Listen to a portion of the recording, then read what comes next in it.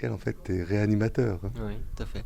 Réanimateur. C'est un mot déjà qui fait rêver, quoi, je sais pas. Réanimer. C'est vrai, hein.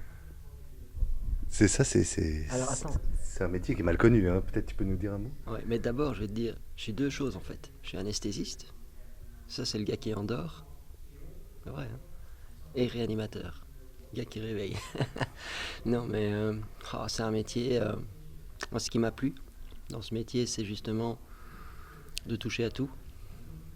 Tu vois, l'aspect très technique et en même temps humain. C'est un peu ce qu'on peut perdre dans ce métier-là, c'est l'aspect humain justement, puisque c'est des machines. Mais ça me plaisait enfin, ce qui m'a attiré là, c'est justement de pouvoir contacter l'humain dans, dans cet univers qui est très technique, très technologique. Et finalement, moi, je suis passionné pour des domaines qui sont assez peu valorisés, notamment la douleur, ou plutôt le confort. Or, c'est pas un endroit où on va se tracasser du confort, puisque les gens sont entre la vie et la mort en général. Et moi, c'est vraiment justement quelque chose qui très vite m'a donné envie de faire cette spécialité-là, justement, pour amener cette dimension-là. Et puis, on voit toutes les maladies, surtout. Un peu le généraliste de l'hôpital, le réanimateur. On peut voir des enfants, des personnes âgées, des femmes enceintes, des gens tout âge, toutes les maladies, on voit vraiment tout. À l'hôpital, quoi. Ça, c'est... Ouais. À quel moment c'est venu cette envie? Ah, écoute, j'ai fait mes études de médecine, donc c'est 7 ans. C'était 7 ans à un moment. Et j'ai terminé mes études de médecine 7 ans sans savoir ce que je voulais faire. Donc j'étais parti pour être généraliste. Quand tu n'avais pas choisi une spécialité, tu es généraliste par défaut. C'est devenu après une spécialité à part entière dans laquelle il fallait s'engager, mais à mon époque, celui qui ne trouvait pas une spécialité, soit parce qu'il ne réussissait pas les concours, ou parce que, comme moi, je savais pas ce que je... Voilà, devenait généraliste. Mais c'est difficile parce qu'il faut ouvrir un cabinet, donc moi j'y connaissais rien, j'avais pas de parents médecins. Et finalement, je suis passé dans un hasard le plus complet, pour faire une année comme ça, pour au moins apprendre à faire des gestes techniques. Parce qu'il faut savoir que quand on a fini nos 7 ans de médecine, on ne sait pas mettre une perfusion. Les docteurs, on n'a pas appris à faire ça. On nous met la tête, on nous bourre la tête, mais on ne sait pas faire ce genre de choses. Bref, donc je voulais travailler un an dans un milieu où j'apprendrais au moins ça. Il se fait que ça a été des soins intensifs. C'était une réanimation. Par hasard, vraiment, c'était un hasard complet. Je suis arrivé le premier jour, je ne savais pas où j'allais arriver. Et c'est ça que j'ai dit, c'est ça que je veux faire. Donc les 15 premiers jours ont été horribles parce que je ne savais pas où me mettre. C'est une infirmière qui m'a dit, la première fois que j'ai eu un patient en arrêt cardiaque, c'est là que ça se passe, elle m'a dit, tu te mets comme ça sur le patient et tu fais ça.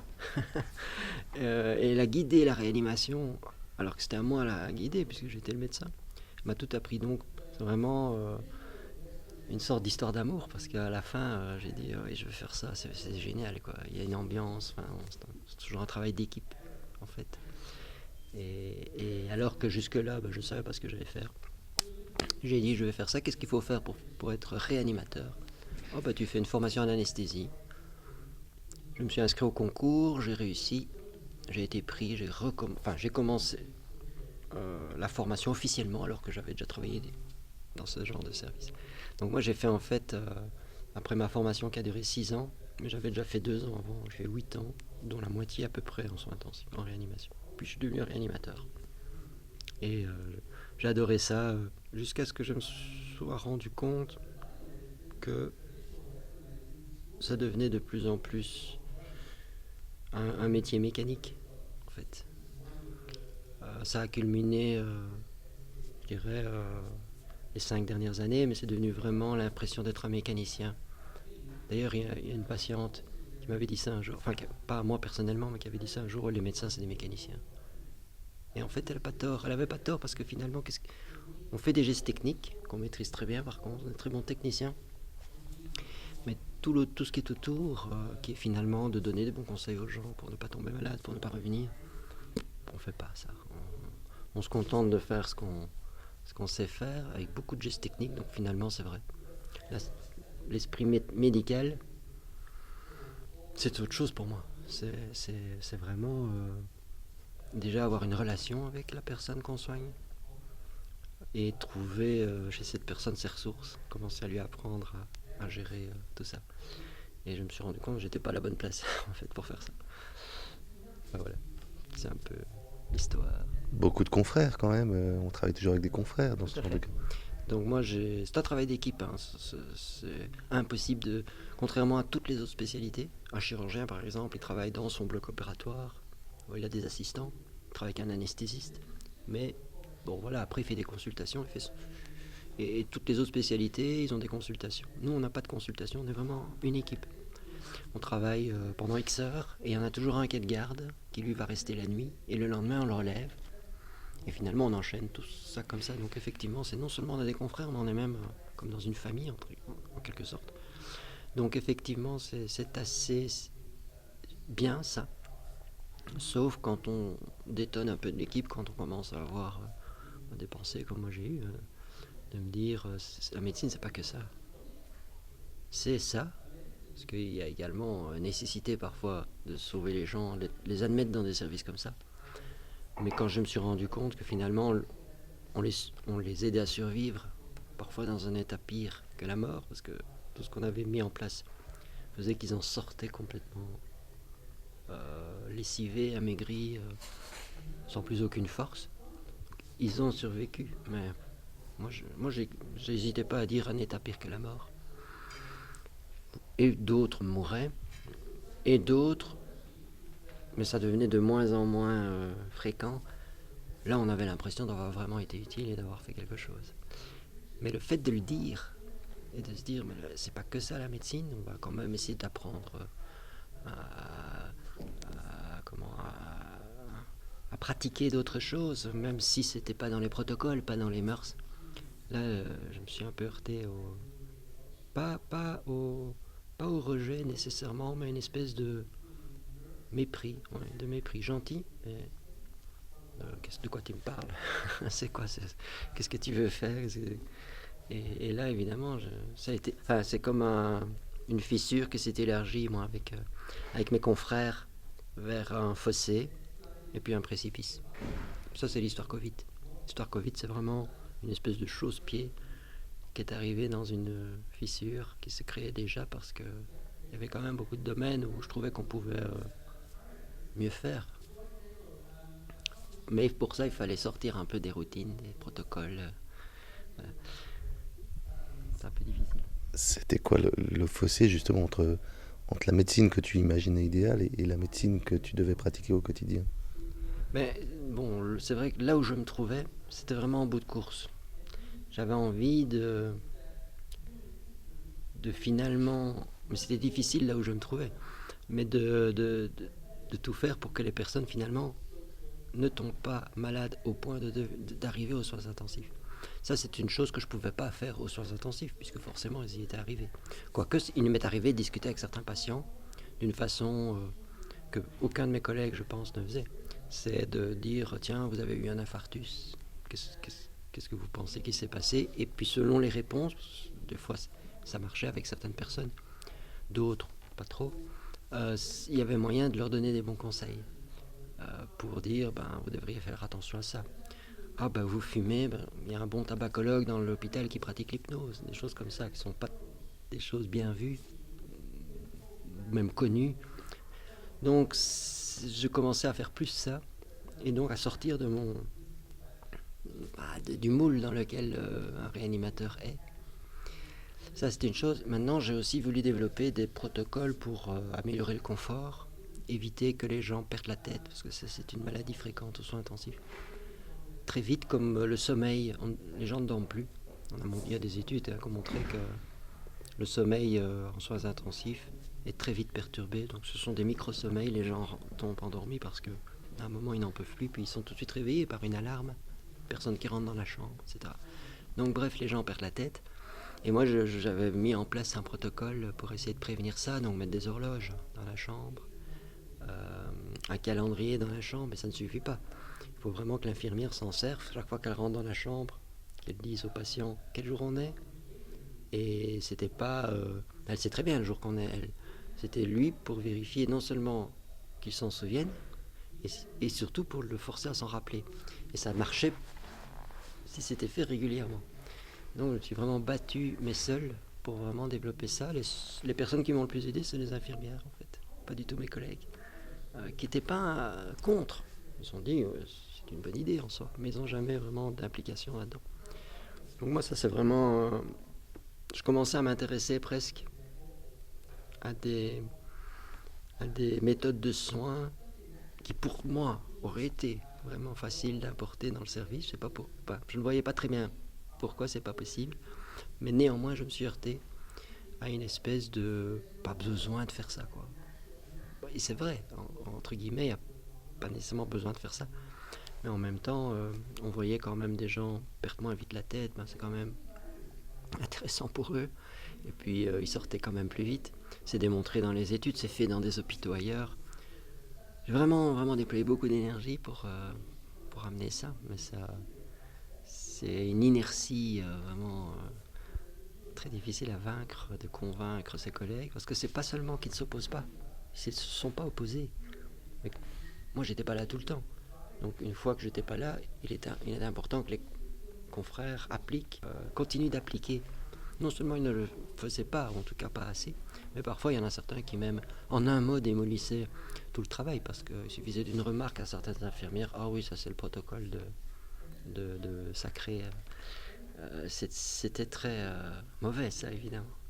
Donc, et parfois, il n'y avait même pas de raison évidente pourquoi c'était fait. C'était parce que ça bousculait peut-être les habitudes, les routines, je ne sais pas. Mais en même temps, j'ai réalisé que je m'intéressais à des choses. Finalement, je me suis dit, il faut peut-être même changer à un moment de place pour aider les gens, peut-être, c'est vrai, plus tôt. Et soit en m'associant avec des gens qui pensent les mêmes choses que moi, enfin, même s'ils ne sont pas d'accord, hein, mais qui ont un peu les mêmes vues que moi, soit en travaillant tout seul.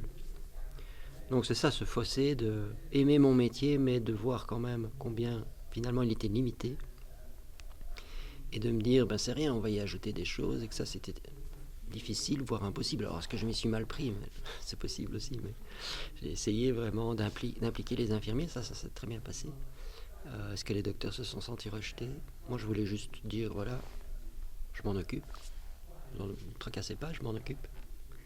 Et à chaque étape, tout était expliqué de toute façon.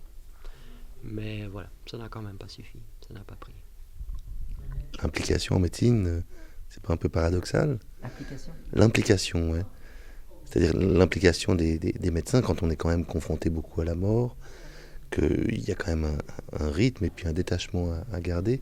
Est-ce que l'implication, c'est pas un peu paradoxal? Non, moi je pense pas. Je pense que ça fait un meilleur médecin pour moi. Maintenant, attention, c'était pas nécessairement implication dans le sens je compatis à la souffrance, ou parce que c'est vrai qu'on attend d'un médecin voilà, une certaine réserve et puis qu'il soit efficace surtout. Mais justement, je vois chez certains de mes collègues parfois un excès de froideur qui peut s'expliquer, c'est vrai, par soit la crainte, comme vous dites, il y a la mort, il y a la souffrance, il y a des choses vraiment fortes. Mais moi, et je l'ai constaté par des expériences personnelles, par le ressenti aussi que j'avais par rapport aux autres, tels qu'ils me percevaient, de quand même garder son humanité suffisamment quand même pour aller trouver le patient là où il est, tout en ne sombrant pas avec lui, évidemment, parce que lui, il a besoin d'un... Et ça, j'ai appris vraiment en réanimation. C'est vraiment un endroit où là, vous ne pouvez pas franchir une ligne au niveau de la compassion, parce que là, alors, vous êtes plus efficace. C'est même le critère.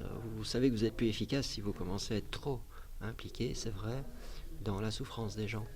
Mais la réaction, et ça c'est ce que je voyais chez mes collègues, qui consisterait à se tenir loin de cette souffrance, font de nous des médecins moins complets. Moi je pense, et je continue à penser, qu'il est possible de faire ce métier très dur, mais qu'on va même être meilleur, plus, par exemple, savoir quand s'arrêter, ou savoir au contraire quand continuer, si on va aller quand même assez près du patient.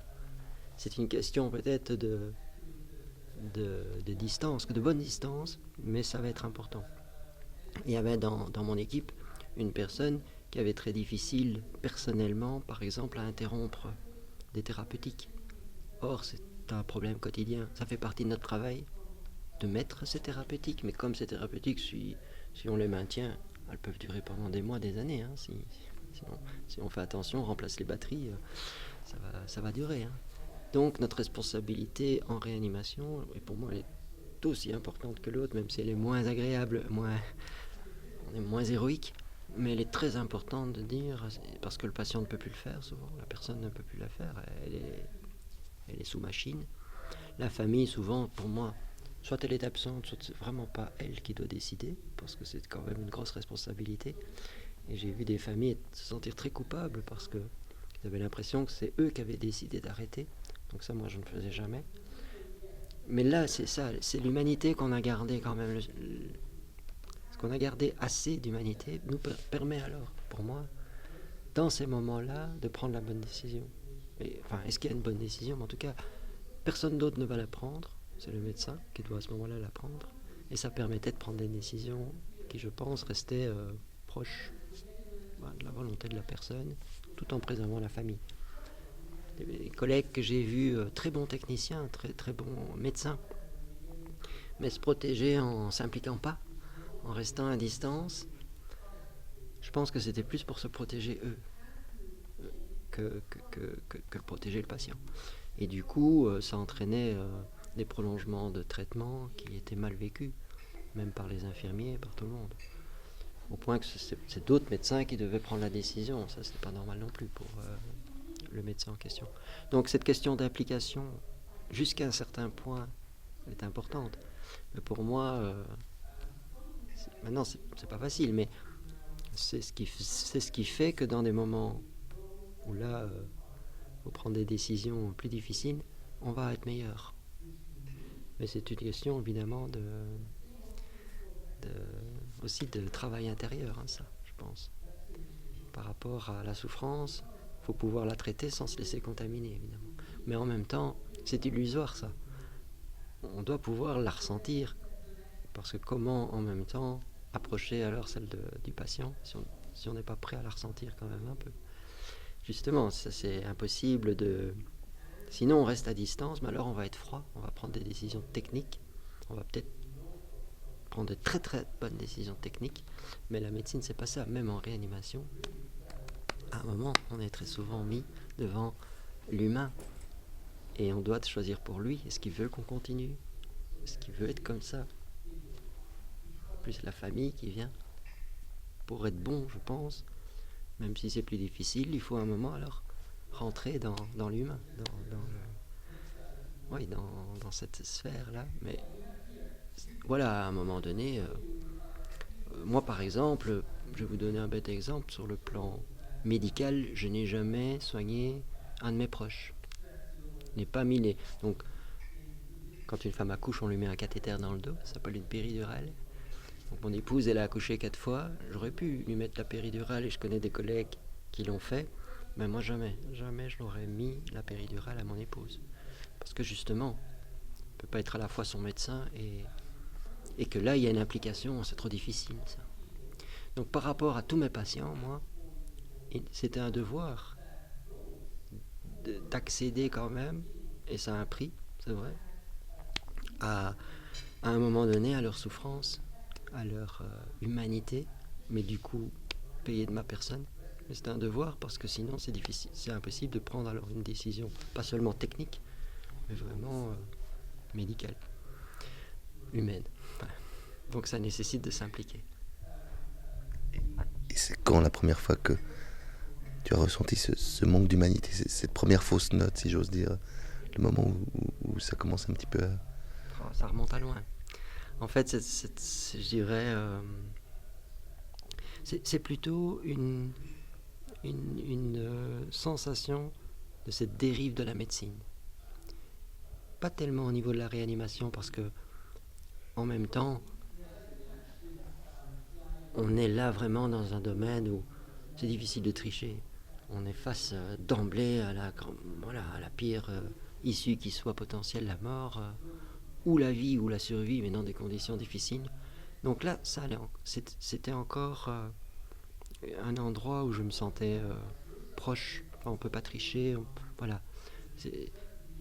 Moi, j'ai d'abord eu comment tu as dit, une note, oui, un doute, une distance par rapport à la médecine comme elle évoluait. C'est-à-dire de ne plus mettre la personne au centre, l'être humain au centre des préoccupations, soit plutôt la gestion, la rentabilité, etc. Ça, c'est déjà, je dirais, il y a au moins 10 ans que j'ai eu cette sensation, aussi bien surtout au niveau de la gestion de l'humain, du soignant, de voir comment ils étaient traités. Les docteurs, mais surtout et encore plus, et depuis plus longtemps, les infirmiers, les kinés, qui pour moi sont super essentiels, en fait. Et je dis pas ça par démagogie, je pense qu'ils sont vraiment plus essentiels que le docteur.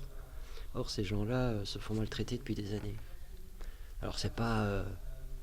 je dis pas que c'est tout le monde, mais globalement, ce sont des gens qui sont traités comme des numéros. Dans des tableaux. Et ça, c'est vraiment quelque chose qui m'a choqué. D'autant que pour moi, c'est les gens qui plutôt devraient être valorisés, parce que... Et nous, les docteurs, on fait ce travail grâce à eux, parce que quand on s'occupe d'un patient, c'est l'infirmière qui nous habille, c'est l'infirmière qui présente le matériel. Quand on est parti, c'est l'infirmière qui réinstalle le patient. Quand on n'est pas là, c'est l'infirmière qui... Enfin, j'ai beaucoup d'admiration et j'ai beaucoup pas de souffrance, enfin presque si, de voir comment on les a traités, comment on les traitait de plus en plus. Donc ça, ça a été difficile. Mais sur ce sujet-là, non plus, j'ai pas eu l'impression d'être rejoint par mes collègues, qui je trouve étaient trop tolérants de cette situation. Maintenant, par rapport à la réanimation, ça a été sur les 2-3 dernières années. Ça, c'est plus une crise de me dire à quoi je sers ici, quoi. J'interviens trop tard. Et en plus, finalement, plus comme un technicien, on me demande plus de faire des choses de technique. J'ai un tube, donc je mets un tube dans la bouche, finalement. Et même si ça paraît compliqué, en fait, ça s'apprend. Et il ne faut pas être médecin pour faire ça, à la fin. Il faut être médecin pour décider d'intuber. Ça, oui. Et surtout, encore plus, ok, on lui a mis un tube dans la bouche, cette personne-là. On l'a branché à une machine. Ok. Et jusqu'à quand? Quand est-ce qu'on va savoir, sentir qu'il faut arrêter?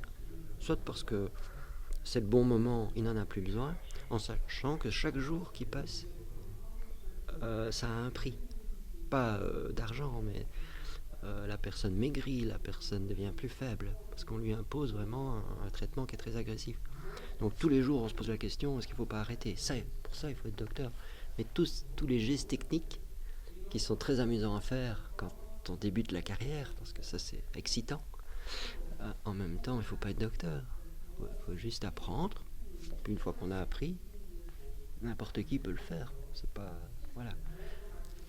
Après, c'est la gestion de la maladie, ça nécessite d'être docteur. Mais en même temps, cet aspect technique, il est excitant quelques mois, quelques années, et puis on en a ça devient plus une routine, et on en voit plus les côtés négatifs.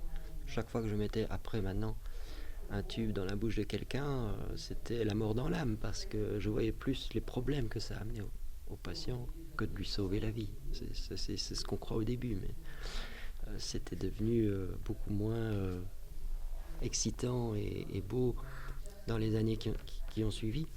Et donc avoir cette sensation d'arriver trop tard, de plus en plus souvent, et d'être technique, d'être un technicien de la réanimation, d'être un technicien de la médecine. Ou mieux encore, comme cette dame qui avait dit, elle avait très justement dit, oh, c'est des mécaniciens les médecins aujourd'hui. Cette impression d'être un mécanicien. Et ça, c'est un autre schisme, un autre fossé qui s'est creusé, mais avec moi-même, et donc avec mes collègues aussi, de me dire et en plus je m'étais formé à plein de choses que je n'avais pas appliquées dans mon service, l'hypnose, les huiles essentielles, alors que c'est génial, qu'il y a des études scientifiques. C'est tellement ignoré que quand on parle de ça, on a l'impression d'être celui qui parle, une espèce d'allumé qui parle des plantes, alors que en fait tout vient des plantes. Mais là aussi, c'est pas la résistance que j'ai rencontrée, c'est difficile à dire, c'est comme face à l'ignorance, la réaction souvent des gens qui ignorent, c'est de se moquer, en fait. Et donc, moi je connaissais bien l'hypnose parce que je m'étais formé pendant plusieurs années. Finalement, on restait sur des clichés, quoi, de l'hypnose. Voilà. Alors que dans le service, je voyais très bien à qui ça pourrait servir. On pourrait faire des gestes et on n'injecterait plus de produits chimiques. On pourrait faire de l'hypnose. Mais c'était pas tellement... La difficulté, c'était pas tellement de l'implanter, c'était de le faire accepter par mes collègues. Donc ça, c'est quelque chose qui s'est quand même fait sur les dernières années et qui a contribué au fait de me dire, mais est-ce que je suis utile, moi, ici ? Qu'est-ce que je fais, en fait ? Je serais peut-être plus utile, et je faisais déjà des consultations en parallèle chez moi où je voyais des gens en bonne santé, mais qui décompensaient pour une raison, qui avaient des petites choses, mais qui allaient donner une maladie à un moment. Parce que, par exemple, il y a des gens qui n'arrivent plus à dormir, ou bien des gens qui ont du stress, des angoisses, etc. Du coup, ils commencent à fumer, ou à boire de l'alcool, ou à prendre des médicaments, des anxiolytiques. Et de pouvoir les aider avec des choses très naturelles, qui sont l'hypnose, entre autres, la respiration, qu'ils arrêtaient, qui commençaient à évoluer, etc. Et me dire, voilà, c'est peut-être épargné à cette personne de tomber malade de plus en plus, et puis d'aller un jour peut-être aux soins intensifs. Donc ça j'en avais vraiment une satisfaction personnelle. Commencer à aller dans des formations, à rencontrer d'autres personnes qui racontent un peu finalement leurs expériences, et à me retrouver beaucoup plus là-dedans. Me dire, je ferais probablement du meilleur travail à aider les gens avant qu'ils tombent malades plutôt que de les prendre en charge à la fin, ou de plus en plus. Alors, je ne dis pas que c'est toujours le cas en soins intensifs, il y a des choses formidables aussi, hein. Et ce sont des services formidables en même temps, qui doivent exister. Mais je voyais quand même beaucoup plus le côté routinier, répétitif, technique, froid. Et même si pour une portion de gens ça sauve la vie, c'est fantastique, pour la majorité de gens, mais cette majorité s'agrandit d'année en année, c'est plutôt du sauvetage, mais en même temps fou, parce que les gens arrivent dans un état de plus en plus, d'année en année, irrécupérable. Donc ce qu'on fait, c'est de la folie. Des opérations à des gens qui ont 3 mois d'espérance de vie, des opérations cardiaques. Il y a quand même quelque chose qui est devenu impossible. Alors soit on se voile la face et on continue de gagner sa vie comme ça, parce qu'on gagne bien sa vie dans ce métier-là. Mais si on veut vraiment rester médecin à un moment... et voilà, et en fait, j'aurais aimé pouvoir changer ça, en fait. D'abord, j'ai essayé. Enfin, en tout cas, de le changer pour que ça me corresponde, moi, en tout cas. En important des techniques naturelles qui, je suis sûr, auraient aidé les gens. Mais ça n'a pas marché. Alors, est-ce que je me suis mal pris J'ai vraiment essayé, vraiment de plusieurs façons, mais ça n'a pas marché. Donc c'est ça que j'ai d'abord essayé quand même de faire. Et puis voilà, à un moment... Enfin, il y a eu ce qui m'est arrivé en plus, de toute façon. Donc, Oui, on va y venir, mais tu as aussi essayé d'amener un programme contre le stress, ouais, c'est ça? c'est ça. Comment ça a été perçu? Comment tu as réussi à amener ça? Donc déjà, je suis assez... j'avais réfléchi à la question. Donc ce que j'avais décidé, c'était un protocole qui passait par la participation des infirmiers. Pour moi, ça marcherait si les infirmiers y adhéraient. Pourquoi ? Parce que ça nécessitait régulièrement de prendre des paramètres, d'une surveillance vraiment étroite, et en fonction des résultats, de réagir et d'injecter. Et en fait, j'allais leur permettre de leur donner beaucoup d'autonomie. Et ça, je savais que ça en faisait peur à certaines, mais il y en a qui n'attendaient que ça. Donc je réfléchis, je me suis dit, l'obstacle, ce ne sera pas les docteurs, parce que les docteurs, tant qu'on leur laisse tranquille, qu'on ne leur demande pas trop de s'impliquer, ils sont contents. Donc l'idée, c'était de leur dire, voilà, on va faire ça, je vais mettre ça en place. Est-ce que vous êtes d'accord? Oui, ça c'était indispensable. Mais en même temps, je m'en occupe. Je n'avais rien à faire. Et j'avais aussi fait attention à ce que ça ne limite pas leur liberté thérapeutique. Parce que dans le protocole en question, je faisais attention à ce qu'on utilise, les médicaments qu'on utilisait, mais d'une façon beaucoup plus attentive. Le but, c'était d'en donner moins, en fait. Ce qui est déjà pas mal. Si vous passez 10 jours en soins intensifs, normalement, si c'est sérieux, vous allez être anesthésié, branché à une machine. Vous recevez une certaine quantité de médicaments. Bien, le but, c'était d'essayer d'en donner 2 fois moins, par exemple. Pourquoi? Parce qu'on allait chercher en permanence le niveau de médicaments juste suffisant pour garder, pour faire en sorte que la personne se laisse faire par la machine. C'est vrai qu'il faut l'endormir, parce que si on ne l'endort pas, elle ne va pas se laisser faire. Elle a un tube dans la bouche. Donc l'idée, c'était simplement de dire, ça a du sens d'en donner 2 fois moins. Et ça, on sait que si on fait ça, les gens vont mieux survivre, mieux sortir de la réanimation. Mais pour faire ça, c'est les infirmières, parce que les infirmières, elles se relaient par 8 heures au chevet du malade, en permanence. Le docteur, pas. Il va voir le malade à un moment de la journée, il donne ses directives et puis c'est fini. Si on ne le rappelle pas, il ne va pas nécessairement revoir le malade. Donc il va le laisser des heures, lui en tout cas, sans aller le revoir. Par contre, l'infirmière, elle va constamment prendre des paramètres et donc elle est là tout le temps là. Et l'idée, c'était de lui dire, c'est toi qui vas le faire, mais pour pouvoir le faire, parce que tu ne peux pas prendre des décisions, toi, comme ça, toute seule, on va te donner un protocole fait par un médecin, mais dans lequel tu pourras avoir plus d'autonomie.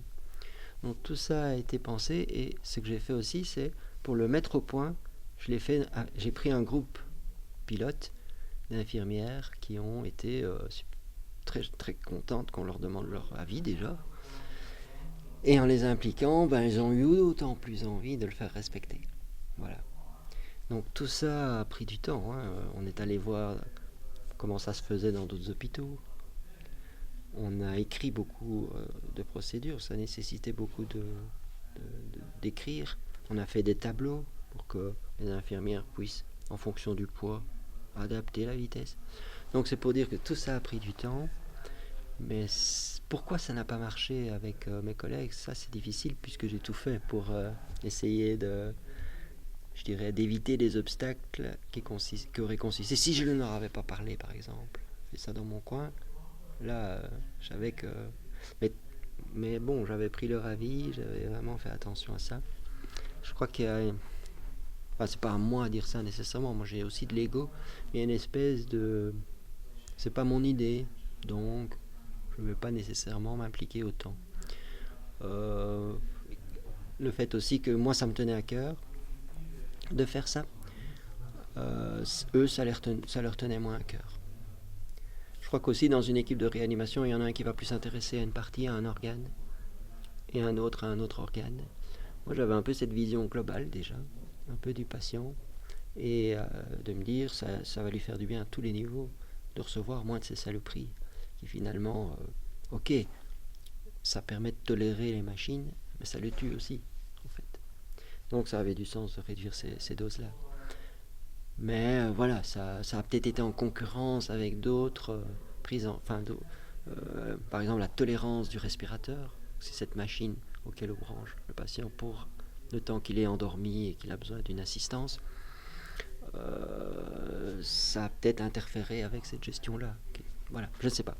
C'est un mystère parce qu'en même temps, on ne me disait pas les problèmes. Pour mes collègues, ouais, c'est pas mal ton protocole, on va l'appliquer, mais en même temps, je voyais bien, parce que certaines infirmières venaient me le dire, ah oui, tel docteur, il a quand même monté les doses, enfin voilà, il n'a pas respecté le protocole, des choses comme ça. Donc pourtant, j'ai mis des années à le faire. Pour justement mettre toutes les chances de mon côté, j'ai suivi toutes les étapes. Ça, c'est vrai que ça a été aussi à un moment une déception, dans le sens où avoir investi tout ce temps là-dedans, et pas des infirmiers. Donc j'avais bien senti ça, que ça marcherait si les infirmiers adhéraient. C'est pour ça que ça a quand même marché, globalement. Je crois que ça marche encore d'ailleurs. Parce que je ne m'étais pas trompé, c'est vraiment l'essentiel. Mais bon, il y a en même temps des infirmiers, comme partout, qui ne voulaient pas contribuer.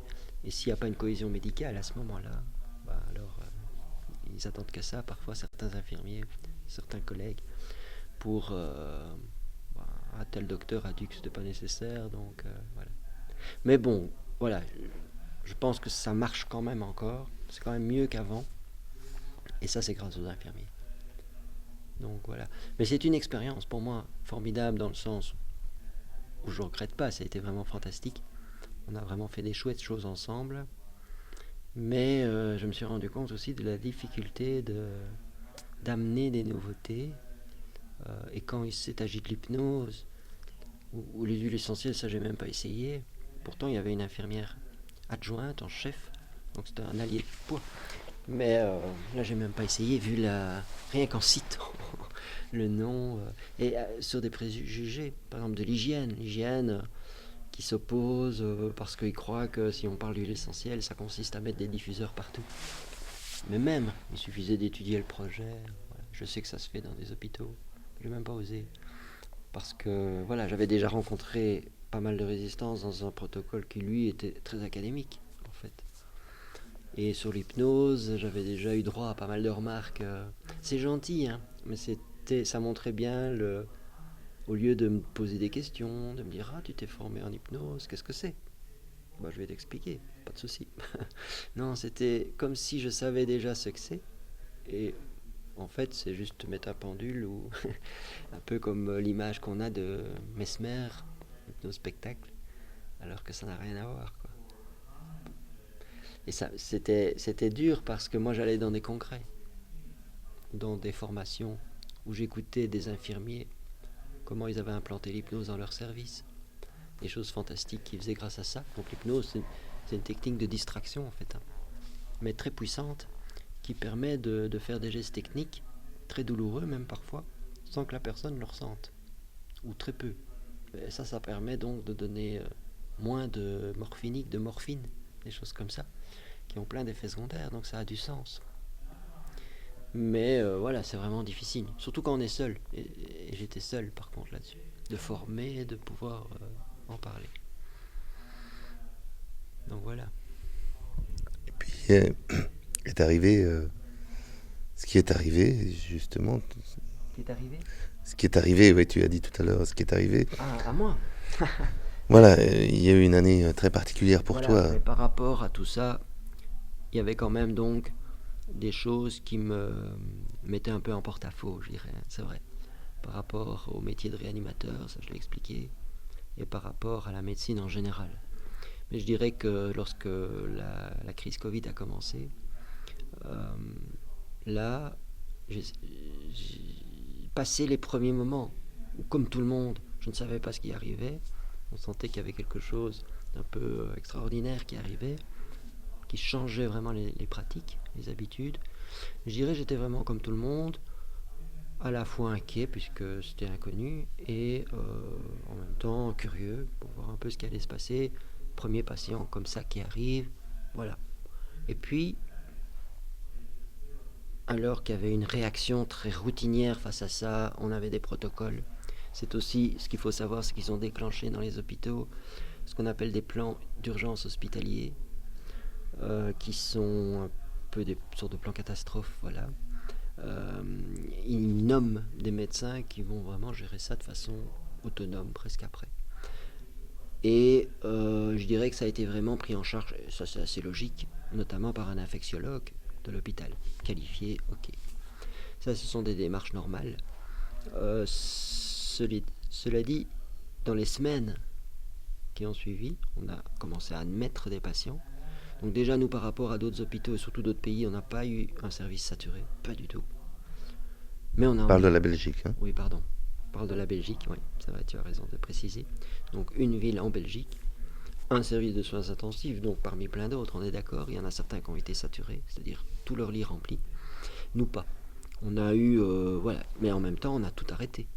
Donc on s'est dit, tout le service doit être prêt pour l'admission. Donc c'est quand même plus d'une vingtaine de lits, plus d'autres qui étaient prêts à être dégagés. Et finalement, en mars en tout cas, avril, On a eu un certain nombre de cas, mais pas du tout le drame qu'on décrivait dans d'autres endroits. Puis on a commencé à avoir nos premiers patients, puis ça s'est enchaîné jusqu'à un certain nombre. Et je dirais donc passer ce cap-là, les premiers patients, déjà moi je me suis dit finalement c'est une pathologie, en tout cas en soins intensifs, dont la forme est assez connue. Cette atteinte pulmonaire finalement, qu'on peut voir dans plein d'autres pathologies d'ailleurs, elle est assez habituelle pour nous. Et d'ailleurs, la prise en charge, c'est pas des choses extraordinaires qu'il fallait faire. Mais on s'est un peu trompé dans le sens où justement la prise en charge, comme une pathologie pulmonaire, les pathologies pulmonaires de ce type, on l'a pris en charge habituellement. Et ça consiste en quoi? À les brancher à une machine qui, pendant qu'ils guérissent, va faire office de poumon, en fait, poumon artificiel en quelque sorte. Et en fait, ça c'était une erreur parce qu'en fait, une fois intubés, les personnes n'arrivaient plus à se passer de cette assistance respiratoire. Et c'est vrai qu'on a commencé à avoir des personnes qui normalement auraient dû rester 10 jours, une semaine, 3 semaines maximum, rester 6 semaines, ou mourir. Et mourir en plus de problèmes qui concernaient plutôt la coagulation, donc la coagulation du sang. Il y a des maladies comme ça où le sang coagule trop fort, forme des caillots et ça forme des problèmes d'embolie. Et ça, ces personnes-là ont beaucoup fait ces problèmes-là aussi. Ça, c'était inhabituel. Donc, en même temps, la connaissance de la maladie avançait. Il y avait tout ce qui venait de Marseille qui semblait quand même être le point le plus compétent pour gérer cette maladie. Mais moi, je vais dire, en même temps, comme citoyen, j'entendais des choses dans les médias. Je voyais certains médecins et notamment les conseillers gouvernementaux parler de cette maladie. J'entendais ce que le professeur Raoult disait en France et j'ai quand même très vite perçu une espèce de différence entre le ressenti que j'avais de cette maladie et ce qu'on en disait dans les médias. En me disant, ils disent pas tout. Ils disent pas tout. Aussi en faisant de cette maladie quelque chose de grave, alors qu'en fait, ce qui avait fait peur, c'est toute la narrative avant, que ça allait donner un afflux de malades qu'aucun hôpital ne pourrait encaisser, alors que nous, on était à moitié de notre capacité d'admission. Que ces patients-là, c'est vrai, mais on avait tout arrêté aussi. Ça me terrifiait aussi de voir que tous les blocs opératoires étaient fermés, tous les blocs de consultation. L'hôpital ne travaillait plus, était mis à l'arrêt. Je me suis dit, mais où vont aller les gens qui font des infarctus, puisqu'on avait à peu près 3 infarctus par semaine. C'est un hôpital de référence, notamment nous, pour faire ce geste de déboucher les artères du cœur. On avait au moins 3 infarctus par semaine, au moins. Des opérations tous les jours. Et peut-être des choses, oui, qu'on pouvait reporter, mais pas toutes. Ils ont arrêté les chimiothérapies, donc les prises en charge de cancer. Donc là, je me suis dit, mais où ils vont aller? Qu'est-ce qui va se passer? Ok, 3 semaines, j'espère, alors ça va pas s'éterniser. Finalement, ça s'est éternisé. Qu'à un moment même, on se demandait pourquoi. Il y avait même plus d'admission. Donc là, je n'aurais pas citer tout ce qui m'a heurté, hein, parce que c'est énorme, en fait c'est tout. Même les masques, parce qu'en même temps, quand ils ont commencé à parler des masques, moi je connais très bien les masques. Je porte ça depuis toujours. Bloc opératoire en réanimation, c'est vraiment quelque chose. Je sais vraiment à quoi ça sert, ce qu'est un masque, comment le porter, à quoi il faut faire attention quand on a un masque, notamment pas le toucher. Tout ça, c'est assez banal pour moi. Quand j'ai compris qu'ils allaient demander à n'importe qui de porter ça, alors que je sais que c'est pas facile en fait, même si ça a l'air facile, c'est pas facile du tout, que certains médecins, chirurgiens, anesthésistes, parfois, ils portent pas toujours très bien, alors qu'ils ont été formés pour. C'est vraiment quelque chose qui n'est pas du tout la banalité. Tout le monde va avoir un masque quand on a pu en avoir, parce que au moment où c'eût été peut-être là utile, il n'y en avait pas. Il n'y en avait pas assez. Il fallait les garder pour les soignants, mais même dans les hôpitaux, il n'y en avait pas assez. Et en principe, si c'est vraiment soigner un Covid-19, il faut un masque spécial, qui est un masque FFP2. Voilà. Le masque chirurgical, ça sert à rien. Enfin, en tout cas, c'est pas efficace. C'est vraiment peu efficace. Donc, quand ils ont commencé à parler de ça, je me suis dit, mais c'est pas possible, qu'est-ce qu'ils vont faire? Donc, non seulement ça protège pas vraiment du Covid-19, on le sait, mais en plus de ça, comment est-ce qu'ils veulent que la boulangère, le boucher, le facteur, le professeur, enfin, ils n'ont jamais porté de masque de leur vie. Ils croient qu'ils vont bien les porter, donc ça va être pire que mieux. Ils vont le toucher, ils vont mal le mettre, donc ils vont avoir plein de virus sur les mains. Or, on sait que les infections virales, c'est transmis par les mains. C'est les mains qui touchent, pas le visage. Par contre, celui qui se sent pas bien, qui tousse, lui doit rester chez lui. À lui, on doit dire, reste chez toi. C'est même pas porte un masque, c'est va-t'en, rentre chez toi. Et chez toi, oui, si tu veux protéger ta famille, à la limite, essaye de te mettre en quarantaine ailleurs. Et si c'est pas possible, mets un FFP2. Enfin, il y a toute une éducation qui n'était peut-être un peu plus difficile, évidemment, mais là, au moins, ça avait du sens. Ça aurait été efficace pour arrêter, freiner l'épidémie. Et Raoul, enfin, moi, je commençais à aller voir les informations ailleurs. Elles étaient dites.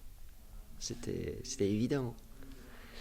Mais là aussi, quand j'ai commencé à trouver ça évident, à en parler un peu, avec des nuances, mais je me suis retrouvé seul.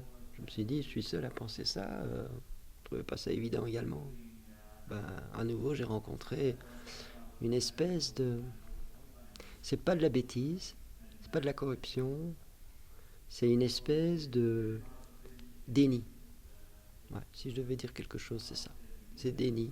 Bon, ça permet de finalement ne pas se remettre en question, ne pas quitter sa zone de confort, j'imagine. Enfin, ça, c'est des spéculations.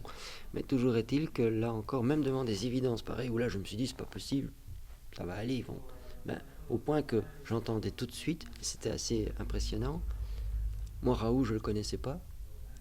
J'ai commencé à le connaître et j'entendais parler sur lui alors que personne ne le connaissait avant. Et finalement, répéter ce qu'on disait de lui, que c'était un arrogant, oui, un farfelu. Enfin, et c'est comme ça que je me suis intéressé. Attends, vous traitez de farfelu un gars qui est le gars qui a le plus publié, un des gars qui a le plus publié au monde dans son domaine d'expertise. Et on est dans son domaine d'expertise. Voilà. Et donc, mais ils répétaient ce qu'ils avaient entendu. Voilà. Et c'est fou comme une histoire naît, en fait. Comme une mythologie naît. Raoult est devenu le rigolo de Marseille qui racontait des cracks sur l'hydroxychloroquine, quoi. Ah oui, oui, et c'était acheté. Et finalement, c'est devenu une vérité. Alors qu'en fait, en s'intéressant au sujet, non, c'est pas du tout un farfelu. Ce qu'il disait avait été censé. Et puis, de toute façon, on se rend compte que finalement, ces notions étaient dites également dans d'autres pays par d'autres personnes, également éminentes, etc. J'étais le seul à m'intéresser à ça, et donc là encore, je me suis bien isolé. Mais pas parce que je le voulais, hein. C'était vraiment par l'état de fait. Et pas pouvoir m'arrêter à ce moment-là. J'ai continué à lire, à écrire et être de plus en plus isolé. Et ce qui m'est arrivé, c'est à cause de ça, bien qu'on m'ait demandé d'arrêter. J'aime pas qu'on demande d'arrêter. Ou alors, il faut une raison. Mes collègues m'auraient demandé d'arrêter, j'aurais en tout cas réfléchi, parce que ça aurait été alors, je démissionne, oui, je m'en vais, mais pas du tout. Même quand ils ont appris l'existence de mes opinions et telles que je les exprimais par écrit, ils n'ont jamais demandé, surtout pas que je parte, et ni même d'arrêter. Donc, une direction qui n'a rien à voir dans le service où je travaille, qui n'a aucun reproche à me faire, s'intéresse à mes articles, et à cause de ce qu'il y a dedans, qui était critique, d'accord, mais justifié, me disent d'arrêter. Je dis, bah, pourquoi? Ça n'a pas de sens. Et même mes collègues, qui eux, non seulement ne partageaient pas toutes mes opinions, et surtout pas ma témérité, c'est pas ce qu'il faut dire, me disant même plutôt pour ça, fais attention, on n'est pas dans une ambiance très tolérante, fais attention. Voilà, mais fais attention à quoi? Et finalement, j'ai choisi de continuer, et ça c'est un choix. Ça par contre c'est un choix personnel, que je regrette pas, mais qui m'a amené à aujourd'hui. en passant par un licenciement, une assignation à l'ordre des médecins, et finalement une audition à la police bientôt, toujours pour l'expression de mes opinions. Que ce soit par des vidéos, parce que j'ai fait des vidéos aussi par la suite. J'ai notamment dit dans une vidéo qu'il fallait rouvrir les restaurants, qu'il fallait enlever ses masques. Et j'ai dit, on peut revivre comme en 2018 à condition de laisser les médecins prescrire. Et bien, évidemment, je pense que si vraiment on réinformait les médecins et on leur donnait plein pouvoir pour soigner les gens, et je parle même pas d'hydroxychloroquine ou de l'ivermectine, je crois que déjà, si les généralistes pouvaient retourner chez les gens, les évaluer, les aider, un peu de vitamine D, voilà, non, tout va bien, je vous ai ausculté, tout va bien, des choses comme ça, il y a déjà plein de gens qui tomberaient pas malades, ou en tout cas qui seraient moins inquiets, et voilà. Et pour ceux qui commencent la maladie, estimer s'il y a facteur de risque qu'ils fassent une maladie grave, et là leur donner tous les médicaments qu'on connaît, et pour lesquels il y a une omerta de la part de personnes qui font en sorte qu'il y ait une omerta, mais finalement, là c'est au niveau de mes collègues, ils participent à ça parce qu'ils ne veulent pas savoir, ou je ne sais pas, mais moi j'ai envoyé plusieurs fois des documents qui montraient qu'on avait prouvé l'efficacité de l'hydroxychloroquine sans réponse. Donc est-ce qu'ils ont lu mes mails? Et quand j'en parlais, c'était un peu une espèce de oui, c'est ça, on va pas parler de ça ici. Donc moi c'était une incompréhension. Il y a des traitements, ils existent, et ils pourraient être appliqués en préhospitalier. Donc il y a probablement plein de gens qui guériraient, beaucoup plus de gens qui guériraient, qui n'auraient pas besoin d'aller à l'hôpital. Donc j'ai fait moi vraiment une vidéo, à condition évidemment de ça, on pourrait enlever nos masques, on pourrait revivre comme avant, comme en Suède, plutôt aujourd'hui, en ouvrant les restos, en ouvrant les restos. On était sanctionné pour ça, audition à la police pour avoir dit ça. Mais bon, c'est une étape. Le licenciement est intervenu le 20 octobre. Donc ça c'est vraiment intra-hospitalier, ça c'est l'hôpital, la direction de l'hôpital, qui après moult menaces, pour me demander d'arrêter, d'intimidation. Ils n'avaient pas les moyens de me licencier parce que je n'avais pas fait de faute grave, je n'avais aucun reproche médical à me faire, parce que sinon il y a des procédures de licenciement pour des docteurs qui feraient une faute, désertion de poste par exemple, se battre avec un patient, je sais pas, avec un autre docteur, ce genre de choses. Et encore, ça passe toujours par un avertissement. C'est rare qu'il y ait un licenciement sec, même pour faute grave. Il faut voir la faute grave, évidemment, si je tire sur quelqu'un. Mais je veux dire, si c'est une faute, même avoir bu pendant sa garde de l'alcool, ce serait une faute grave, mais ce serait un avertissement, pas deux fois, quoi. Ce genre de choses. Et souvent, il faut, pour aboutir à une sanction comme un licenciement, il faut qu'une majorité du conseil médical, ça c'est un peu le conseil représentatif des médecins dans l'hôpital, vote et soit d'accord, ce qui est aussi rarement le cas, puisque là il y a une solidarité. Et là encore, il faut avoir vraiment fait quelque chose de grave. Donc tout ça n'était pas possible avec moi. Et malgré tout, ils m'ont imposé ça quand même. On dit, rentre chez toi, tu es licencié pour faute grave. C'est quoi la faute grave? Sur leur papier, il y a juste tenu des propos négatifs, critique de la gestion sanitaire, critique de la gestion par l'hôpital de la gestion sanitaire. Je les cite jamais dans mes articles. Bon, maintenant ils ont pu se sentir visés, c'est vrai, mais il n'y a aucune preuve, vraiment aucune preuve. Les avocats, après, quand j'ai pu leur donner les documents, ils ont rien trouvé. Ils ont dit, mais enfin, où est cette faute grave? Ils ne savent toujours pas vraiment l'expliquer devant un juge, c'est impossible. Mais ils le disent quand même, et donc ils invoquent ça. Il n'y a pas eu d'avertissement? Si, il y a eu des avertissements d'intimidation, mais pas écrits. Non, pas de. Même les convocations ne sont pas écrites. On est convoqué, on ne sait pas pourquoi, c'est par téléphone. J'ai eu 2 convocations. Une première pour me dire d'arrêter et qu'il fallait le faire, et que sinon. Mais même, c'était pas aussi clair que ça. C'est plus une convocation. On a vu que vous écrivez des articles, ce n'est pas bien, il faut arrêter. Voilà. Et la suivante, ça a été un peu dans le même style, sauf que là, ils avaient carrément décidé de licencier. Non, il n'y a pas eu vraiment d'avertissement. Ils m'ont juste fait comprendre que ça les dérangeait. Euh, mais encore une fois, aucun rejet de la part de mes collègues directs, aucune erreur médicale, aucune raison médicale de me dire quoi que ce soit. Mais c'était la direction Ouais, que ça dérangeait. c'est la direction. Donc c'est vraiment, dans un hôpital, il y a un conseil médical qui est normalement le contre-pouvoir d'une direction à une direction, et un comité de direction chapeauté par le directeur général. En fait, les hôpitaux sont gérés comme n'importe quelle banque ou entreprise privée. Vous avez comme un PDG, un directeur général, qui est mandaté par un conseil d'administration. Mais s'il a la confiance de son conseil d'administration, c'est lui qui gère l'hôpital en direct. Et il a plein pouvoir. Mais il s'entoure de directeurs dans chaque domaine. Il a un directeur médical qui lui s'occupe de tous les médecins, même beaucoup de pouvoir. Il y a un directeur d'infirmiers. Voilà, puis ils sont 6 ou 7, je crois, comme ça. Mais le big boss, c'est le directeur général. Et moi, j'ai été pris en étau par ce directeur général et le directeur médical, puisque j'étais un médecin. Et c'est vraiment ces deux personnes, et surtout le général, qui a sûrement décidé, maintenant c'est fini, c'est pas possible. Il continue à s'exprimer, ça ne va pas. Ça les gênait énormément. Ils contrôlent la communication dans le sens où ils veulent que tout ce qui sorte soit validé par eux. Donc moi j'étais vraiment une espèce de... Mais en même temps, je m'exprimais pas au nom du GHDC, donc de cet hôpital. Je m'exprimais pas au nom... Je m'exprimais en mon nom propre. Et oui, je critiquais une politique sanitaire, mais sans jamais les citer. Où est le problème, normalement? Voilà. C'était avec effet immédiat ou bien comment? Ouais. C'était le jour de la convocation.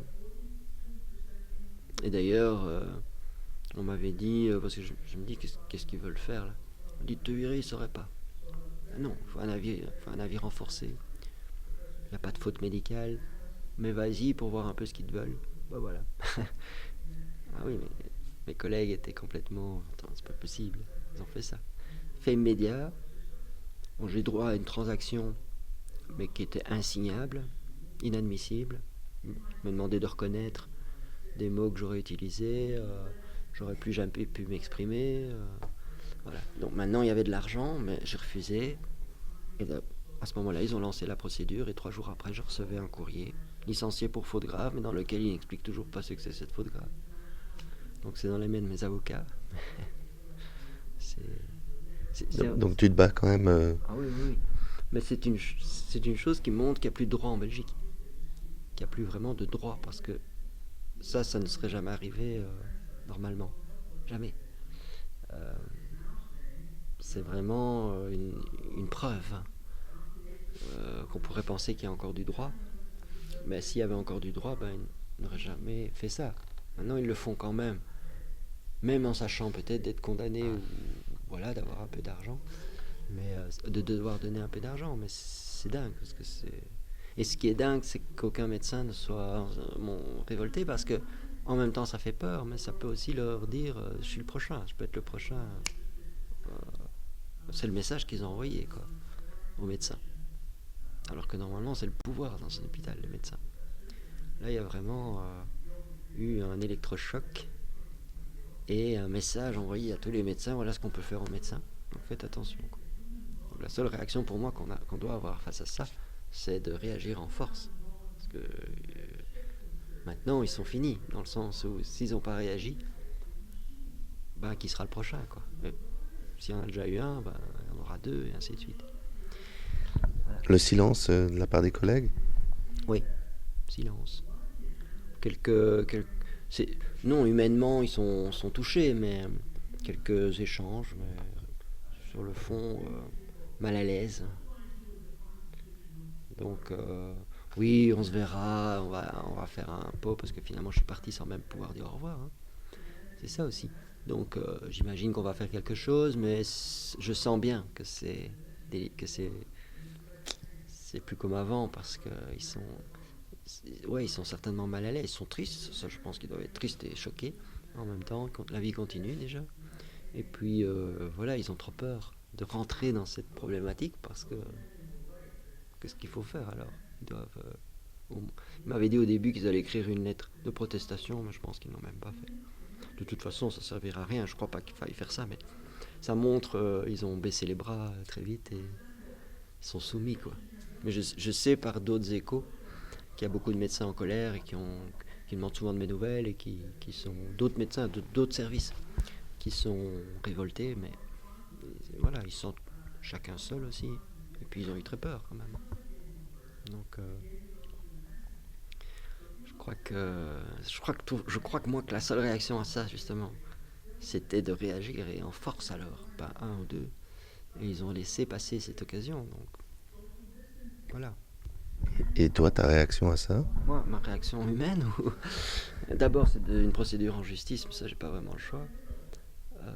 Beaucoup de colère, beaucoup de un peu de tout, tristesse, déception, de la colère, surtout vis-à-vis des 2 directeurs qui m'ont licencié. Voilà. Peut-être que de toute façon, je m'étais préparé à une reconversion. Elle n'était pas prévue d'être aussi brutale et aussi injuste. Parce que en même temps, il y a une différence entre se dire ok, je suis prêt pour ma reconversion, je vais donner mon préavis, parce qu'il y a une procédure finalement, ce qui permet au service de se retourner pendant 6 mois. On preste encore 6 mois. On dit qu'on va partir, mais on preste souvent encore 6 mois en général, plus et encore quelques mois parfois, en fonction du nombre d'années qu'on a travaillé, ce qui permet au service de se retourner, de réengager quelqu'un, etc.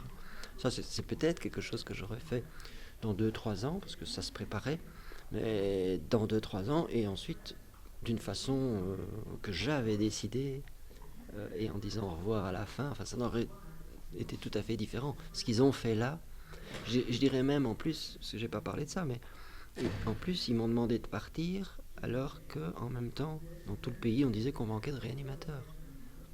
Donc ils auraient au moins pu, et je voyais pas l'urgence, moi surtout, parce que j'écrivais depuis le mois d'avril, et je m'exprimais depuis le mois d'avril. Donc on arrive le mois d'octobre. Donc c'est vrai qu'ils me menacent au mois d'août, début août. Donc il se passe encore du temps. Je continue à écrire, d'accord, ça doit les énerver. Mais finalement, qu'est-ce qu'il y avait de si urgent le 20 octobre, à un moment où, au contraire, il faut tous ces hommes sur le pont, surtout les expérimentés, on me dit de partir. Soi-disant qu'il y aurait eu des plaintes, mais je les attends toujours, alors je veux les voir, les plaintes, de docteurs qui auraient appris qu'il y avait un médecin qui exprimait ses opinions sur les masques, contre les masques, la PCR aussi, était beaucoup exprimé là-dessus. Donc soi-disant que, comme on avait appris, ils auraient appris qu'il y avait un médecin comme ça, leur patient serait mal soigné. Il suffit d'un coup de fil, rassurer les gens, mais non, il fait très bien son travail dans le service. Et j'aurais eu plein de témoignages. Non.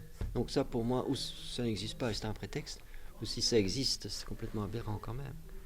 Et ça aurait pu être de dire, écoutez, voilà, il y a ça, mais évidemment on en reparle après la période Covid, ou en tout cas quand le pire sera passé, en attendant on a besoin de vous. Ça c'était déjà autre chose. Et puis d'enquêter ensuite.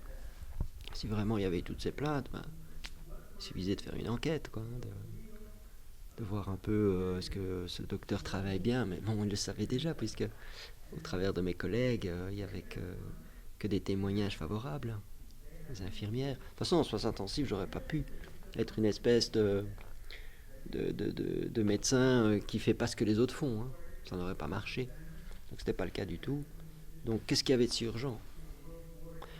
Voilà. Donc même si quelque part ils m'ont fait faire ce que j'aurais de toute façon fait à un moment donné, étant donné tout ce par quoi je suis passé les dernières années, j'avais cette envie, c'est vrai, mais en même temps j'aimais quand même encore mon travail, je m'y plaisais très bien, j'étais très bien perçu, et de toute façon je l'aurais fait d'une façon progressive, et à la fin selon la loi, quoi. Ce qu'ils ont fait, c'est vraiment incompréhensible en fait. Même si, ok, de leur point de vue, je les ennuyais apparemment rien qu'en écrivant, ça, voilà, ok. Mais sur le plan humain, après 9 ans, avoir travaillé là-bas sans souci. Donc c'est vraiment, moi je suis le médecin, je voyais jamais vu les directeurs hormis dans les couloirs pour dire bonjour. j'ai jamais eu un problème, jamais. Avec eux, sûrement pas, mais même avec un docteur, un patient, une famille, jamais. Au contraire même, des bons rapports, des bons échos. Même le directeur médical l'avait admis, avoué au chef de service avant de me convoquer. Elle me l'a répété. Il lui avait dit, oh, c'est même un bon docteur. Donc vraiment, une incompréhension quand même. Je vais vite faire un petit peu de réanimation pour la caméra. Ouais. Excuse-moi. Non, c'est pas grave. Parce que j'ai juste un coup de batterie. Je suis juste embêté avec ça.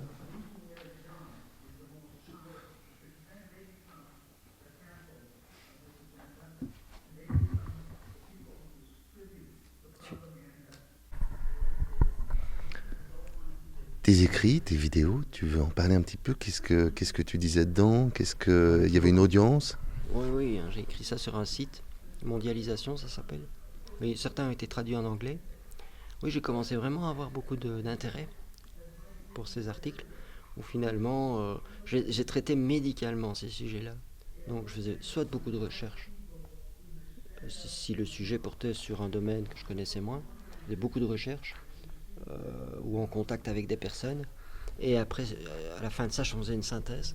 C'est ça mes articles. J'ai écrit sur la gestion politique, sur les droits, le fait qu'on bafouait les droits au travers de ces mesures, puis ensuite je critiquais ces mesures, ou en tout cas j'en soulignais parfois l'incohérence dans certaines mesures. Bon, j'ai parlé des masques, c'est vraiment un domaine où je me sentais légitime de parler, puisque je connais bien et je nuançais, et j'expliquais bien pourquoi, appliqué comme ça, c'était pire que mieux. Le confinement, j'ai beaucoup lu là-dessus, j'avais vraiment lu une belle étude aussi là-dessus d'ailleurs, j'en ai fait un article également pour bien montrer que aucune étude ne montrait que ce genre d'attitude dans une épidémie pouvait donner un résultat. Au contraire, que ça pouvait faire pire que mieux. Et puis finalement, il ne faut pas être médecin pour se rendre compte que quand on confine plein de gens sains, ça va entraîner plein de problèmes qui seront bien pires que la cause. Enfin, tout ça m'est sauté aux yeux, mais ça m'a été important pour les autres, pour les gens, de vulgariser ça et de les synthétiser. Et étant médecin, je savais de quoi je parlais sur la plupart des sujets. Donc j'ai écrit à peu près sur tout, les vaccins, les masques, le confinement, l'hydroxychloroquine. Voilà, j'ai fait d'ailleurs une série de 5 articles, c'est au plus près de la vérité, c'est peut-être prétentieux, mais c'est pour ça que j'ai au plus près, en tout cas de ce que je peux, de la vérité, sur les vaccins, le confinement, les masques. Les intubations aussi, il y avait beaucoup d'intubations. Oui, c'est vrai, j'ai aussi écrit des articles sur la gestion en soins intensifs du Covid, en expliquant d'abord ce qu'on y faisait, parce qu'on n'expliquait pas bien. Et donc beaucoup de gens avaient peur d'être intubés, mis sur le ventre, enfin, toutes ces choses-là. Mais aussi finalement en disant toujours après, mais pourquoi est-ce qu'on ne donne pas de la vitamine C en réanimation, pourquoi est-ce qu'on ne donne pas de la vitamine D, de l'hydroxychloroquine, du zinc, tout ça en pré-hospitalier. Et j'expliquais pourquoi je remettais les études ou des sites qui expliquent ça très bien. Donc, mais j'ai aussi écrit parfois des articles plutôt de citoyens sur les dogmes et droits humains, par exemple. J'ai écrit un article à l'issue d'histoires que je lisais dans les journaux, pour illustrer le fait qu'on arrivait dans une ère totalitaire, en fait, qui parle d'elle-même, parce que on peut appeler ça conspirationniste, complotiste, le fait de dénoncer ça, mais quand on voit ce qu'ils font à certaines personnes, au travers de ce port du masque obligatoire, qui est critiqué pourtant par des médecins, c'est clair qu'on est déjà, en fait, voilà, dans certaines parties du monde, peut-être moins ici, en Suède, mais en Belgique, dans mon pays, dans une dictature. Moi, j'ai vu des policiers sur une vidéo dans ma ville maintenir au sol un jeune homme de 14 ans. Et on a critiqué les policiers aux États-Unis avec cette fameuse affaire, le policier qui met son genou, ben, il le faisait sur un jeune comme ça. Et il y avait un homme qui hurlait tellement il était en colère, il y avait un autre policier qui le tenait à l'écart, et des passants, des gens qui passent sans regarder. Donc il y avait de tout. Il y avait la personne humaine qui trouvait ça intolérable, le jeune de 14 ans qui hurlait, et l'infraction, c'est ne pas porter son masque. Mais ce qui m'a moi le plus choqué, c'est les gens qui passent sans rien faire, sans rien dire. Je dis pas qu'il fallait se battre avec le policier, mais en même temps, comment est-ce qu'on peut passer en tolérant ça? Voilà. Maintenant, voilà, il y en a beaucoup qui tolèrent ça. C'est assez. Mais donc j'ai écrit là-dessus. Aussi, parfois, c'était des articles très très courts et très révélateurs d'un dysfonctionnement. Et d'autres plus médicaux, plus scientifiques pour essayer de vulgariser. Et voilà, mais les vidéos sont venues après, quand, quand les menaces ont abouti à mon licenciement, j'ai commencé à faire des vidéos en fait. Surtout à ce moment-là. Soit parce qu'on me l'a demandé, on a commencé à... Mais parfois c'était des vidéos d'interview, mais c'était des vidéos aussi, enfin, expliquées, non plus que sous forme écrite, mais également sous forme de vidéo. Ça, c'est ma collaboration avec Louis Fouché et Réinfo Covid. Je lui ai envoyé des vidéos, enfin leur ai envoyé des vidéos, où là je parle notamment des enfants et le Covid, expliquer pourquoi les enfants ne sont pas concernés par le Covid en fait. Voilà, peut-être à une ou deux exceptions près. Ça, je ne dis pas qu'aucun enfant n'a fait de Covid, mais en tout cas, la grande majorité des enfants ne le feront pas. Et surtout, ils ne sont pas transmetteurs, alors que beaucoup de gens croient encore que ça vient des enfants. Du coup, il faut les vacciner et il faut les masquer. C'est faux. Moi, j'ai fait une vidéo 10 minutes sur ça. On a bien incrusté les études sur lesquelles je me base pour dire ça. J'ai fait une vidéo sur le système immunitaire. J'ai fait quelques autres vidéos. J'ai fait des vidéos comme ça. J'ai commencé à être plutôt visuel quoi, pour compléter en fait. C'était pas ça. Continuer à écrire des articles aussi. Le public, c'était un public très large alors. Oui. Dans le sens où j'avais eu tellement peu d'écho au niveau médical que je ne savais plus comment finalement toucher mes collègues médicaux. Pas de réponse. Je me suis dit, je vais écrire finalement. Alors, c'est un public dont on ne sait pas toujours qui c'est. Il y a des médecins dedans. Il y a monsieur tout le monde aussi. Maintenant, pour lire ces articles sur des sites comme ça ou ces vidéos, les gens doivent faire des recherches puisque c'est tellement censuré. Donc, comment toucher Et la censure aussi. Oui, oui. La censure, déjà, c'est difficile de s'exprimer librement dans les journaux mainstream. Donc, soit ils vous donnent la parole, mais c'est pour mieux vous critiquer ou vous résumer à quelque chose, et vous avez beau nuancer et coupe. Enfin, donc, c'est même plus dangereux finalement d'aller s'adresser à ces journaux-là. Soit ils ne vous donnent pas la parole de toute façon. Ça, c'est la censure sur YouTube. Même si on met une vidéo sur YouTube, elle peut être censurée rien que parce qu'il y a dedans, pas parce que c'est illégal. Et même quand c'est des médecins qui s'expriment. Donc on est censuré, je ne sais pas très bien par qui d'ailleurs, des gens qui ne sont pas médecins, mais qui obéissent à des ordres, alors que dedans, c'est des médecins qui s'expriment. On ne raconte pas n'importe quoi. Ça, c'est... Ouais. Et c'est à quel moment que ça a dérangé dans ton travail un petit peu? Pour moi, ouais. Comme j'ai dit, ça a été dès qu'ils l'ont su, moi, à l'hôpital. Moi, j'ai commencé à écrire sans le dire, à mon hôpital en tout cas. C'était un travail, je voulais le faire parce que fallait que je m'exprime, mais je faisais attention à ne pas le faire à l'hôpital ou n'importe comment, puisque je sentais bien que ça allait être mal pris. Je remettais en question certaines choses, là, dans mon service, avec mes collègues, en leur posant des questions. Mais ça ne prenait pas. Par contre, dans les articles, j'y allais plus dans la critique. Mais c'était ailleurs, je faisais ça chez moi sans le dire nécessairement. Néanmoins, ils l'ont appris, parce que c'était pas caché non plus. Donc ça veut dire qu'ils scrutaient Internet quand même, en rentrant les noms des docteurs. Donc là, ça veut dire qu'ils veulent contrôler. Moi, je travaille dans un hôpital. Après, le reste du temps, je fais ce que je veux. Et je publiais sous mon nom, pas au nom de l'hôpital, évidemment, parce que ça, j'aurais compris. Sans leur dire. Donc c'est eux qui sont tombés dessus. Voilà, et ça, c'était donc avril, mai, juin, juillet, 4 mois plus tard, après avoir commencé à écrire. C'est là que ça a commencé à être chaud pour moi. Mais voilà, c'est tout ce que j'ai raconté. Et là, il y a notamment ce programme sur le stress, ça a été un premier moyen de pression, c'est ça? Le programme sur le stress, ça c'était avant. Mais c'est vrai qu'ils me l'ont enlevé. Effectivement. Ils ont... ça dépendait de la direction qui avait permis de développer ça. Finalement, c'était pour eux, c'était pour leur rendre service. J'avais commencé ça bénévolement. Finalement, ça allait être financé, mais ça ne l'était pas encore. Donc en fait, finalement, c'était plus eux qui bénéficiaient de quelque chose. Mais ils me l'ont retiré. Enfin, tellement ils sont pas très... Parce qu'en plus, ça faisait vraiment... C'était bien pris, c'était vraiment populaire. ça allait vraiment faire être très apprécié. Ça, c'était dans l'hôpital. Je voulais aider tous les soignants à gérer leur stress. Et là, j'allais leur transmettre des outils comme l'hypnose, mais aussi d'autres outils respiratoires. On avait déjà fait des tests avec 2 groupes, et ça s'était super bien passé. Et ça, ils me l'ont enlevé parce qu'ils savaient m'enlever que ça, en fait. Ils voulaient me virer, mais ça, ils n'y arrivaient pas. Puisqu'il fallait passer par des procédures qui ne me correspondaient pas. Donc, ils ne savaient pas me sanctionner autrement. Mais ils m'ont retiré ça, mais en même temps, c'était pour eux. Et ils allaient seulement commencer à me payer. C'était de toute façon, finalement, un beau projet pour eux. Mais ils savaient m'enlever que ça, donc c'est pour vous dire combien ils voulaient me sanctionner. Donc ils ont dit c'est fini ce projet-là, de gestion du stress. Dans le service, c'était déjà bien implanté ce projet-là. Il était déjà bien implanté et finalement il roulait tout seul. Ça c'est intra-service, quelque chose auquel ils ne pouvaient pas toucher, ils ne pouvaient pas toucher.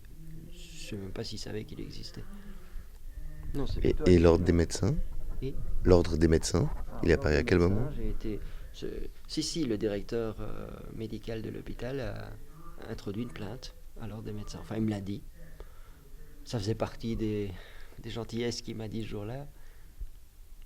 Et voilà, mais je l'attends toujours. Bon, il l'a fait, mais ça peut prendre longtemps avant qu'ils étudient, ils analysent. Bon, on verra aussi ce que ça va donner l'audition à la police, parce que de toute façon, si ça peut donner sur quelque chose de plus grave, je peux être déchu de tout, si ça va jusque-là.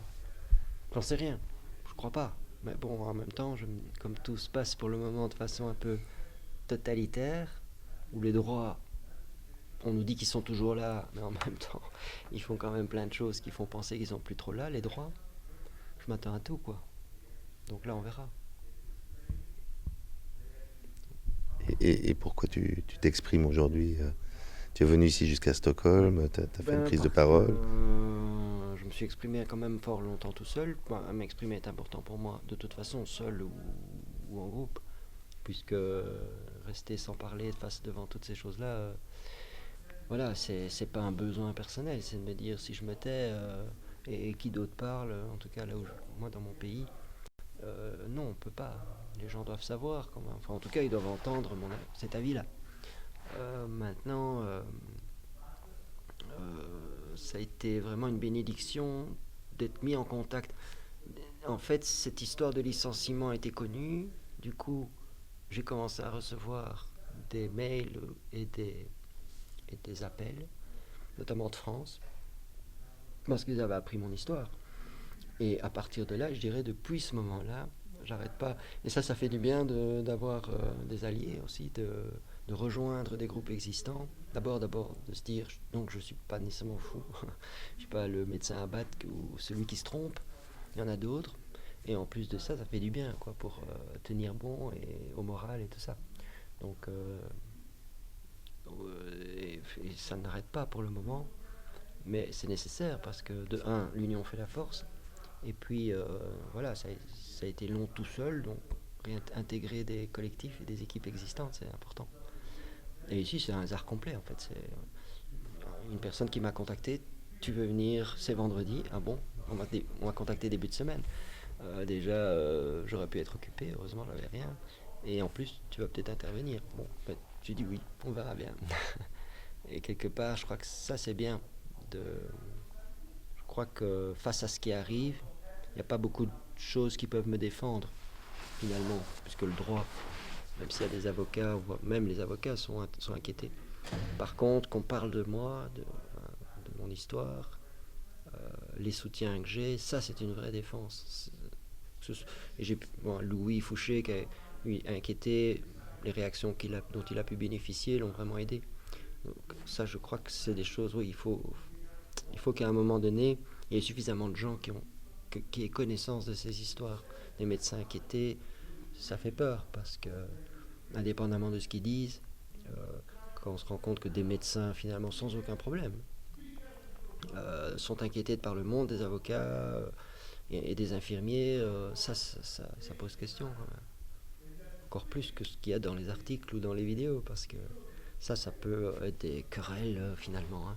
d'opinion, des points de vue, mais là, de voir que pour ça, on puisse être inquiété aussi fort, sans limite de droit, ça inquiète beaucoup de gens.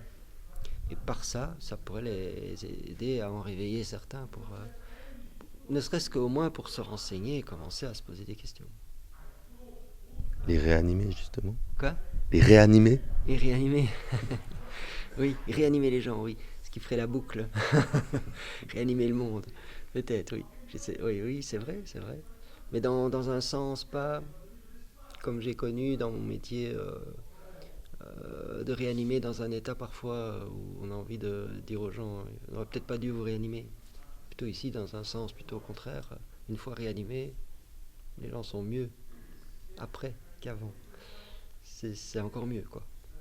Encore mieux que ce que j'ai pu faire, et d'année en année, n'y trouvant plus, de- pas de plaisir, mais de satisfaction. C'était une réanimation, mais oui, d'un état qui est peut-être où le cœur bat, les paupières clignent, mais des gens tellement affaiblis, tellement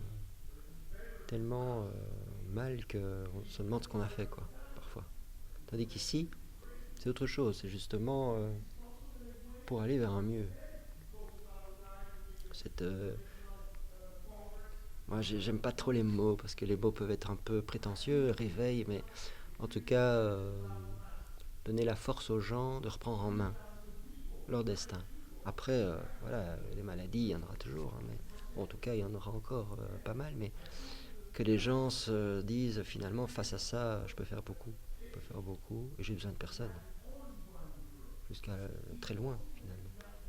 C'est vraiment des messages que j'aimerais bien amener aux gens. Et mais mon expérience de réanimateur m'aide à me, me donne plein de convictions pour dire ça aussi. D'autant plus. Ça, c'est tout ce que j'ai vécu. Voilà. Et juste pour terminer, 2 mois après l'électrochoc du 20 octobre, est-ce que Pascal il s'est réanimé? Comment il est encore sous le choc? Comment il va? Moi-même. Écoute, il y a les deux. Il y a une partie de moi qui est toujours de l'ancien monde, on va dire, je ne sais pas, l'ancien Pascal. Lui, il a reçu comme effectivement un choc. Et il est toujours là.